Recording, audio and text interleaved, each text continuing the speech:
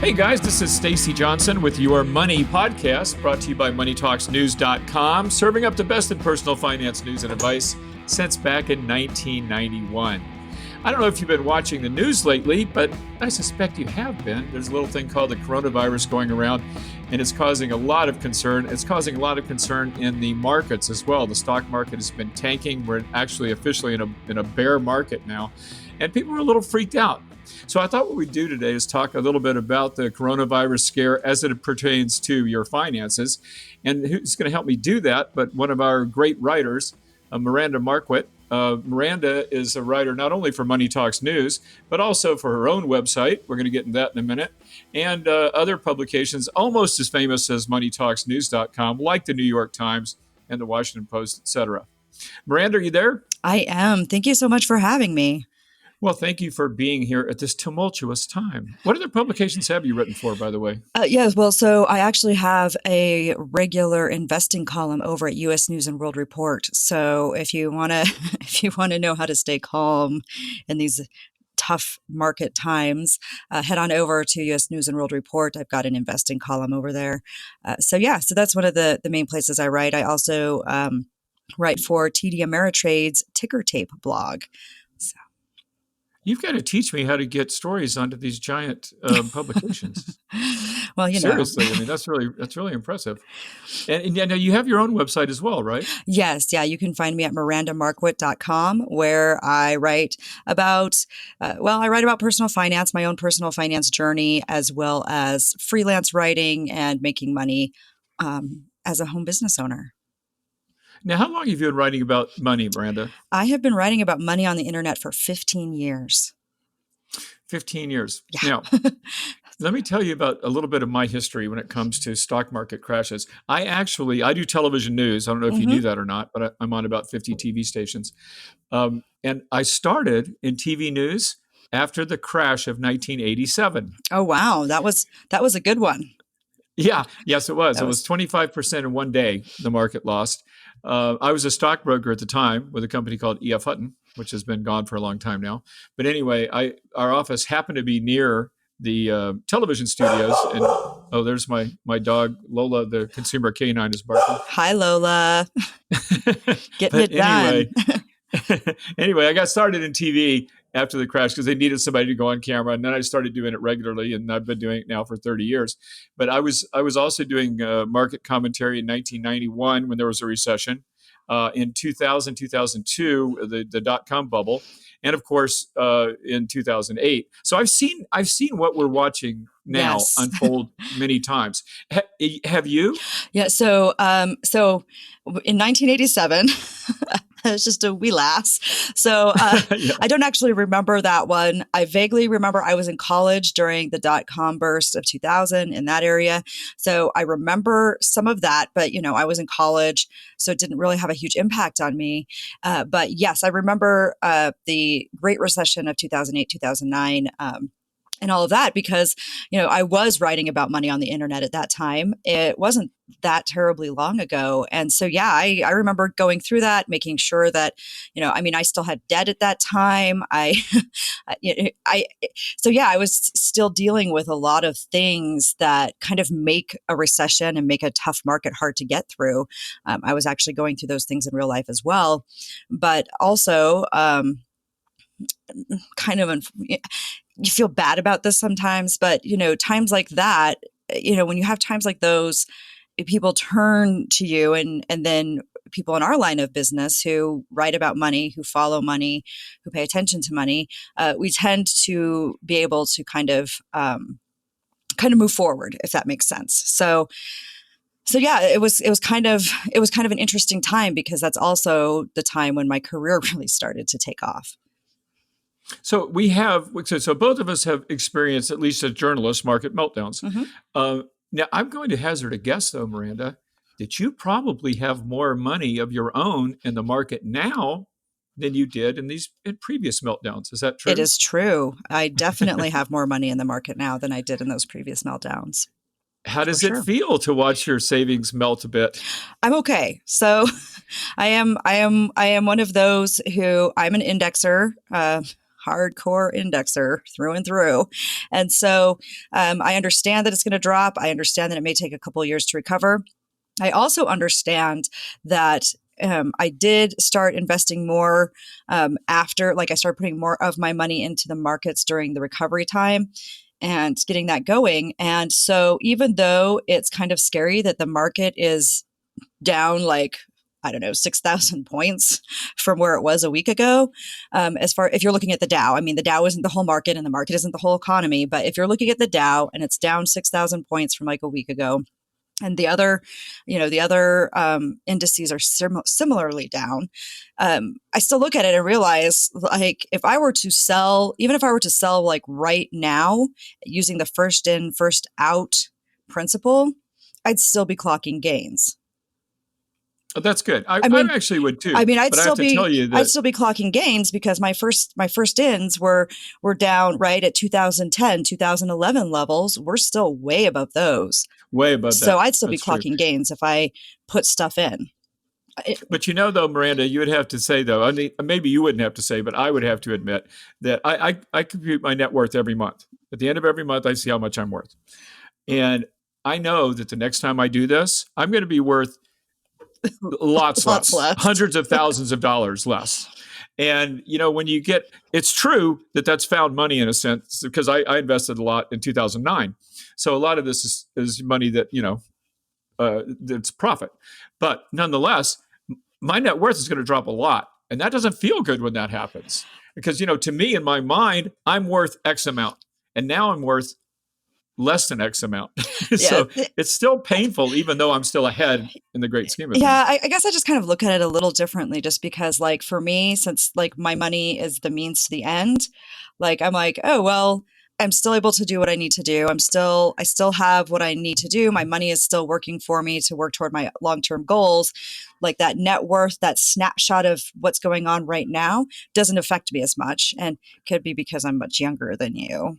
Maybe. Well, I don't know. Hey, I'm 64. Yeah, I am much younger than no you. Spring chicken. So, you know what, Miranda? Everyone on the planet is much younger than me. Okay, I get that. But no, I mean, but yeah. So it's just kind of a different. Like I just kind of am more concerned. Like I'm still able to do what I need to do. I'm still putting the money in. I use a taxable investment account for part of my, not all of my emergency savings, but part of my emergency fund is in a taxable investment account. You can actually read about that on my blog. And then also, my travel fund is in a taxable investment account. Like it's all there.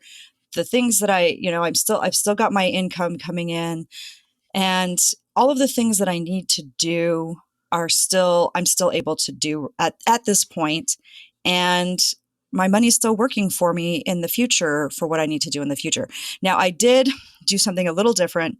About 2 months ago, I took about a third of the money that was in my son's 529 because he'll be graduating from high school in 2021 in a year.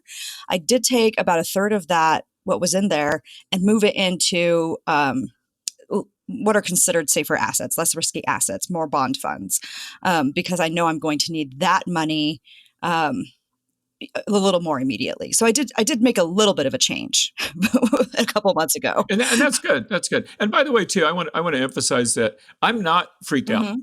I of course I don't like to watch my Nobody net worth likes go to down, see that. but I've been down this road a lot. Not a lot, but as I said, I've gone down this road many times. And it's, what it reminds me of, Miranda? I was thinking about this the other day. I live in Fort Lauderdale, nice. Florida. And so we have hurricanes. And I've been in a few hurricanes. And, on the one hand, you're going like, oh my God, I hope I don't lose everything, including my life, for that matter. But there's some majesty to it. It's just so intense. It's such an experience. It's almost like a rush. It's almost like not a pleasant feeling, but you're just in awe. And that's the way I felt about what's happened in the market too. When you watch the market fall thousands of points in a day, That's true. It's just like my mouth is hanging open. I'm like, oh my God, I can't believe this is happening. Yeah, it's like a real thing. Yeah, it's exciting. I know that sounds bizarre, but it's kind of interesting to watch it unfold. And I do have confidence that it'll come back. But If let's it doesn't, we have bigger problems. yeah, well, you know what I've always said. If you think, and this is what I said in 2009 when I bought, I said, if you think the market's going to go to zero, then the only investment you should make is a shotgun and canned goods. But if you think the American economy will one day rebound, it's time to buy some stocks. Mm-hmm. And Mm-hmm. that was good advice. That was true, and it'll be true this time too. Although I'm not buying yet. And with that, let's transition into something here. Let's take a second and imagine that the people who are talking to you right now, there are people out there, and they are novice investors. Maybe they've never seen a decline like this before, and even if they have, maybe they're a little freaked out. Maybe there's someone my age who is counting on this savings to retire, and Mm-hmm. now 30% of it is gone. So these are the people I want to talk to today, and I want you to help me do that. And what I want to do, I wrote an article the other day, and I'm going to kind of use that as an outline, but I'm going to cover 4 different areas. One is preparing for tough times in general. Another is protecting your savings, what you should be doing now with money that you have in the stock market, and also in money that you have in the bank for that matter. The third thing would be to be aware of scams that are out there, particularly around the coronavirus. And the last thing would be, let's talk a little bit about travel, preparing for travel. And given the fact that this is changing almost every 30 seconds. Mm-hmm. For those listeners, just so you know where we are here, it's Friday the 13th. The stock market is around 22,000. It's up today, 800 points as I speak. It's going to be closing within an hour. But that's a context. I want to say that because everything changes so fast. You'll know what Oh, we know what yeah. the context was when we That's began what to it's going to speak. be like. Yeah. So let's talk about preparing for tough times in general. I've written about this a lot. There's going to be another recession. Always. How do I Oh, yeah. know? Yeah. Because that's the way the world works. We have a Right. cyclical economy. So Yeah. what things would you do? Or you mentioned a minute ago that you have an emergency fund.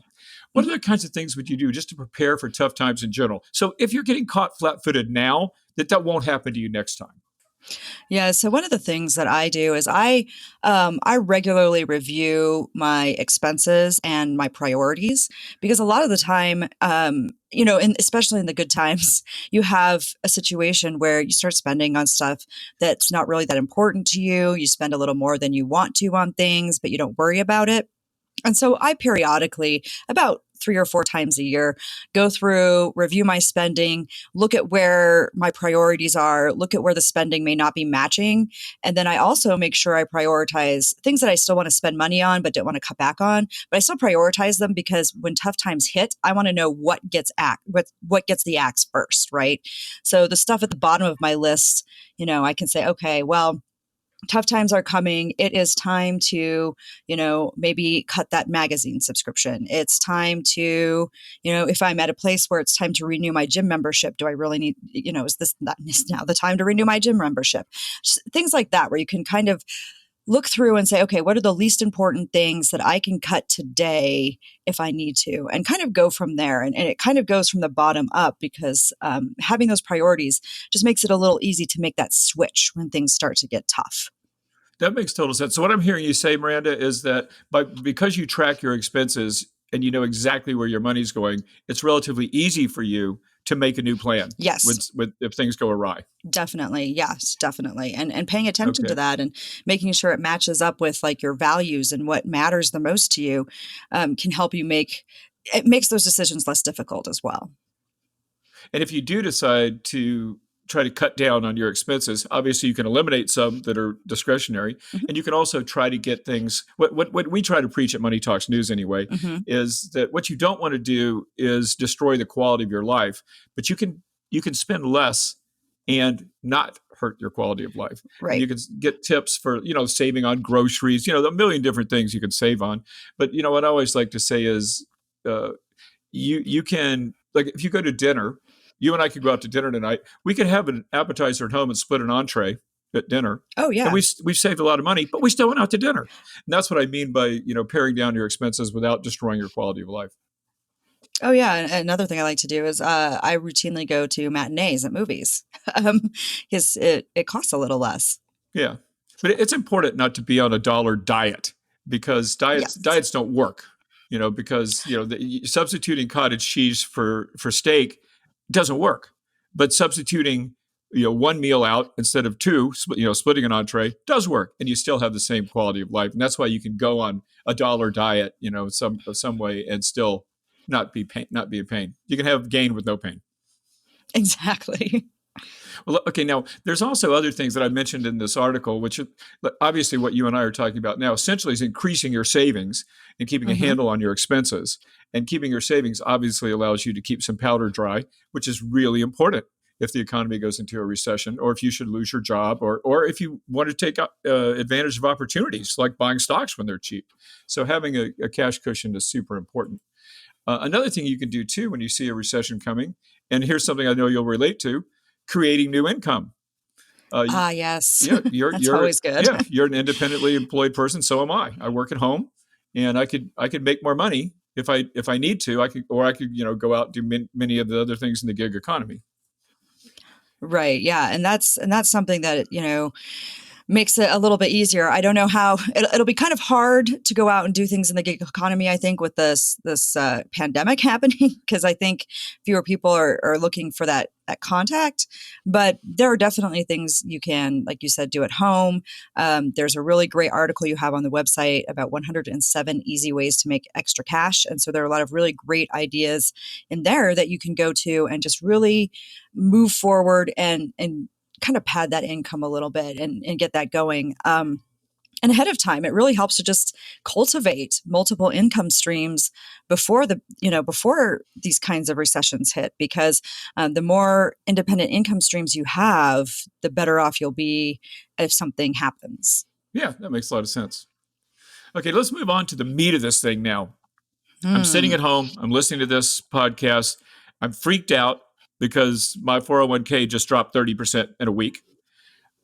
So let's talk about protecting your savings. What should I be doing? Oh, wow. Yeah. So now if you're investing through your 401k or your retirement plan and you have a lot of time left, just don't change a thing, right? Just you want to stay the course for sure. And you mentioned this in the article that, you want to stay the course, don't make any sudden moves. And even if you need the money now, or if you're looking to if you need to liquidate something to help pay for your living expenses because you are in retirement, don't liquidate the whole thing. Don't panic and liquidate the whole thing. Take a step back and really think about, okay, what do I need, and go from there. And I could not agree with you more. Actually, Wall Street is one of the only places in the world where when things go on sale, nobody wants to go shopping. They bail out, and it's so weird. Yeah, it's the worst idea you could possibly have. There is one thing though. So we both agree that if you're in a 401k, you keep on keeping on, especially if you're young, like you, Miranda. Well, and not old youngish. like me. But let's talk about old like me though, because this is a scenario that almost everybody brushes over. I'm 64 now. I'm not about to retire. I'll probably die right here at my desk because I love what I do and blah blah blah. But what if I did want to retire at 65? What if I did just lose 30% of my retirement savings? What would you advise me to do then? Well, I mean, first of all, I would say, well, wait a second. I don't want to empty out the entire stock market, but I'd take a step back and say, well, what other assets do I have before I start selling stocks? Where am I at with my cash assets? Where am I at, with my bond funds? Where am I at with these other assets? Before I start selling stocks. And if I do have to sell stocks, just look at it and say, all right, what do I need right now? I don't want to sell too much, but if I have to sell something, how could I reduce the amount I have to sell right now? And then just remember that if you're going with first in, first out, you're still probably going to end up with a net gain because you're selling stocks that you've had for 20 years. It's true. It's all about making yourself feel better. Let's be honest. Yeah. And I ask you a question to which there's really no answer. Right. There's no good answer. You're going to retire. But now here's one thing that's really important though, for you folks who aren't about to retire. But this is a lesson that everybody needs to learn. Look, I started at the top of this podcast saying, I'm not that freaked out. I've lost literally hundreds of thousands of dollars. Or I'm sorry, it's gone down that much. I haven't lost it because I haven't sold anything. but it doesn't bother me. Why? Because I don't have so much of my net worth tied up in the stock market that it's going to ruin my life. And if it's ruining your life, listener, then you've got too much money in the stock market, period. And I want you to learn a lesson from that. Do not ever have so much money in the stock market that one night you're going to be staring at the ceiling, unable to sleep. And if you're getting close to retirement and you're going to need that cash, then you've got to start taking money out of the market. One of the things that I've always advised is to take your age from 100. So let's say I'm 65, just to make it simple. I'm going to take my age from 100. That leaves 35. That's 35% I would have in the stock market. Now, that's a very low amount. I mean, you could have 50% in the stock market. But the idea behind that simple formula is that the older you get, the less money you have exposed to risk, and the more powder you've kept dry. So what I want people to learn, though, if you're freaked out about what's happened, if you don't have the long-term perspective, or if you don't have the time to make it back, or if you just can't handle that kind of volatility, learn a lesson now, let your stuff ride, but don't put yourself in this position again. Don't have too much, because there's no amount of return that's worth not being able to sleep at night. Does that make sense? Oh, for sure. Yeah, I love that. And another thing you can look into is, I personally am a big fan of a bucket strategy, which is sort of what I used when a couple months ago when I started getting nervous about my son's 529. And when you say, okay, this is money I'm going to need in the next 1 to 3 years. So I need to convert it to like liquid. I need to get it out of stocks. This is money I'm going to need in 3 to 5 or 3 to 7 years. So I can keep it in these medium risk things so that it still has growth. And then the rest of this money is stuff I can keep in the stock market. So a sort of bucket strategy can help you so that you have, like you said, that money out of the market. You have some of that powder dry when things like this happen. Yeah. And actually, if you think about it, the reason that you and I are not freaked out is because A, we knew this could happen and has happened before. And B, we don't need the money. I mean, it doesn't really matter that I'm 64. I don't need that money for years. I mean, even if I die today, my wife won't need that money for years because I have other money. So this is what makes you able to ride out, massive market downturns like this one. And if you find that you can't do that, then you've simply got too much money in the market. Learn a lesson and make a change going forward. Okay, we've got one more thing to talk about, I think. Maybe more than one. I'm going to try to speed it up a little bit, though.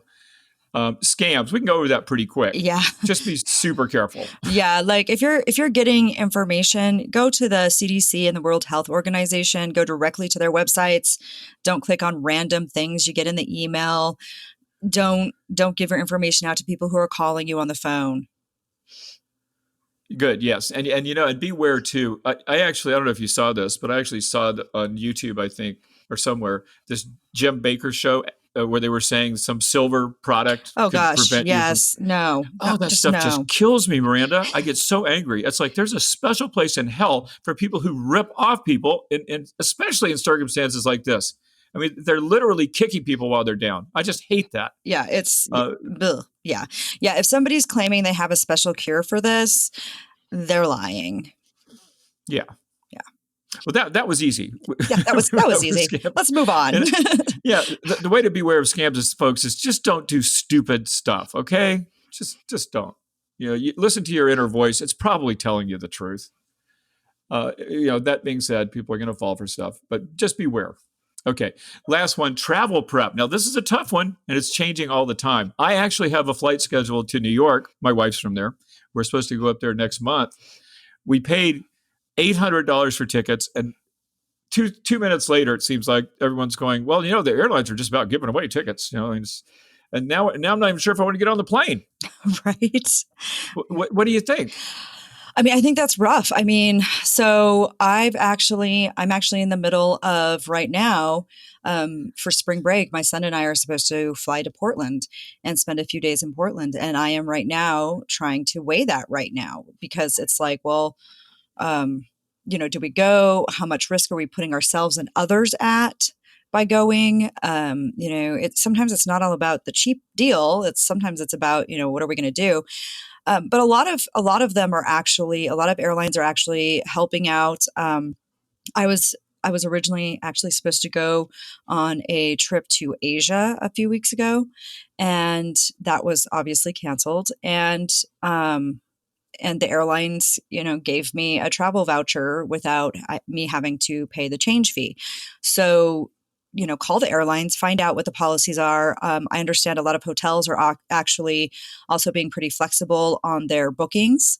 I have a friend right now who was going to travel, ended up not being able to, called the hotel. They were willing to refund the money for a non-refundable booking. So it really depends on what your situation is, who you're talking to, and the travel place. But honestly, if you've already booked and you're concerned about traveling, a lot of these companies are being fairly flexible, at the very least, giving you a credit that you can use in the future. Yeah, and that is good advice. Yesterday I was watching CNBC, and the former CEO of Spirit Airlines was on the air, and the guy literally said something like this. You know, I don't know why people are afraid to fly. There's no difference between flying in an airplane and going to a restaurant. And I'm like, seriously? Are you out of your mind? There's a huge There's a difference. I'm not massive sitting 1 inch away from difference. people at a restaurant. And the air isn't recirculating right in your face. Yeah. Yeah, well, they say they have HEPA filters and all that stuff. I'm not really sure what I'm going to do because I'm actually, I'm over 60, which is supposed to be I'm healthy as a horse, but I'll probably end up going. But, I think what your advice was really good. By the way, though, you glossed over something we have to go and revisit right now. Oh dear. Did you say that you're going on spring break with your son? Possibly. We're considering. This does not make him sound very good. Who takes their mother on spring break with them? Well, we've always done a couple days where we go on spring break. So, I mean, where we just go on a trip. I mean, our trip is planned for Portland, so because he wants to go to Powell Books. So, I mean, it's cool. Like, oh, I remember now, Miranda. I always brought my mother on spring break. Oh, sure. I didn't do any such thing. You never had family spring break trip? Like your family didn't go on a spring break trip? Like my family always went on like spring break trips.